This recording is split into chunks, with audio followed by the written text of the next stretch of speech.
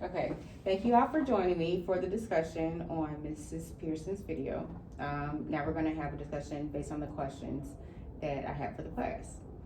So how many of you have seen this video before? Okay, thank you. And for those of you that have seen the video, what resonates with you from the video? The core principle, relationships first, especially in the job that we have, especially working in the community that we have. Okay, anything else? Kids will work hard for you if they know you like them. Yeah, They will so- do for you there. What I wanted to add to that is, there was a part in the video that she said, the kids asked her, why am I in this class? And she said, well, they put the best teacher and the best students in this class. So that part resonated with me because sometimes you do have to motivate them to just be in your class.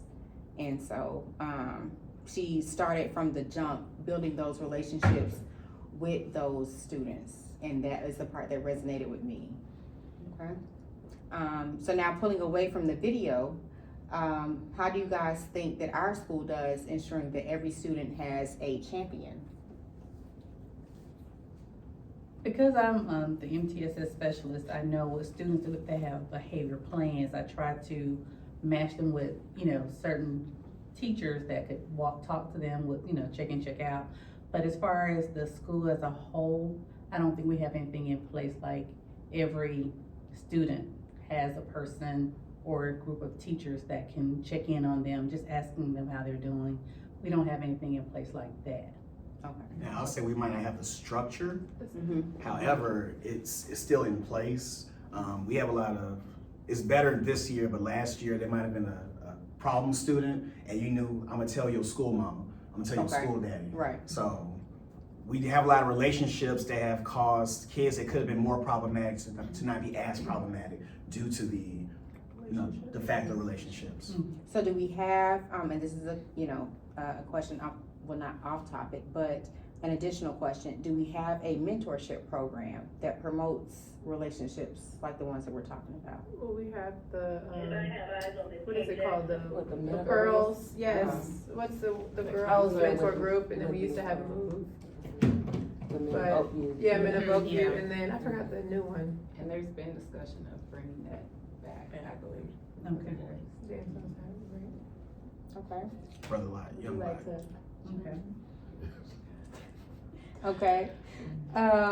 So what are things that we do to create engagement in the classrooms and relationships with our students?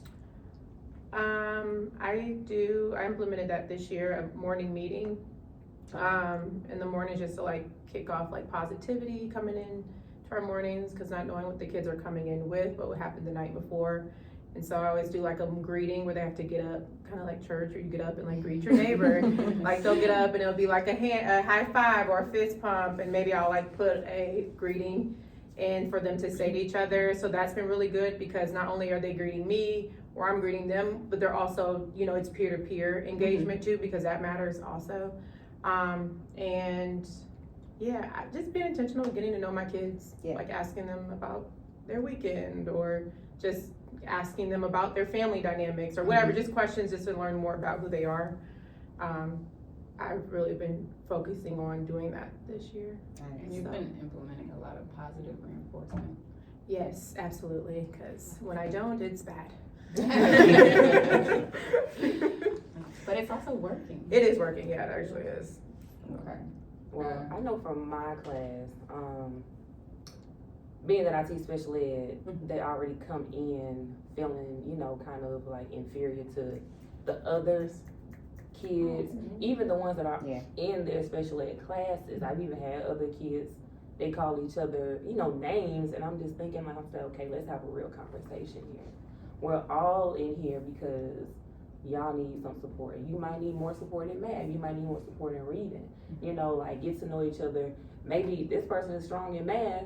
You might be a little less strong in math. Y'all could work together, and learn things from each other instead of saying, hey, like you're not smart or you're stupid or dumb or what have you. So I try to get them to build those relationships amongst each other and not just myself, so that they can actually have somebody to kind of like depend on in a sense, and to kind of create the space like, hey, this is even though this is still a learning environment, it's relaxed, there's no judgment, you know, so that you can feel free to answer or just engage or just talk about whatever you wanna talk about that's, you know, related to the content without, you know, kind of being scared. Yeah, Mhm. like that. Yeah. Is there anything else that you guys think that we could do or should do as a school? Like I said, I think my personal recommendation is that mentorship program. Like, I think we need to get that off the ground and running. That way we do have the school mom and the school dad. Hey, listen, oh no, you didn't wanna do your work today? Okay, so let me go find such and such. But I think that is something that we should do, that we, you know, if, I know we're going into February now, if that's not implemented soon, that's definitely something we should start with next year. That's just my personal opinion though. Is there anything else you guys think we could or should do? Some more school-wide initiatives like that encourage, I mean, of course, it's always like with behavior, but just anything, if like we see someone doing good, maybe like I have a thing where I'm like filling up the dance floor. And every time they do something really well or they met expectation, we'll fill in the dance floor, and they love seeing it being filled in. They ask me every day to do it. But even if it was something like that, like you saw a student do an act of kindness, or you saw someone help someone else out, like that's rapport building. And so there could be something in the school, like some meter or something that we're like coloring in, or whatever grade level, or Okay. it could be some competition like that. But just some school-wide initiative Okay. would be cool. And last, final question. What are some barriers that you guys think we're facing here at Oakview when it comes to building those relationships with the students and their parents? Growth mindset. And I think a lot of parents have their own perceived notion of how school used to be for them. Mm-hmm. And so they project that onto to their children. A lot of times they would say, well, for me, this is how it was for me, opposed to understanding that it could be totally different for their student. Definitely. I say last year, there's a kindergartner, so I taught 5th grade last year, and Sturdivant asked me to be a check-in buddy. I was a check-in buddy. It was the Honors Day program. Show me his honor. I got an honors. I gave a big hug. The father was there and was upset that I guess another dude stepped in to show love. Right. And then he told Sturdivant to tell me that, you know, tell that man to stay away from my child, this and the other. So that's an example of how you say barrier. people bring in their. They bring it out home. Yeah. Okay. All right. Well, those are all of my questions. I appreciate you guys for participating in this assignment. But thank you for asking. Thank you.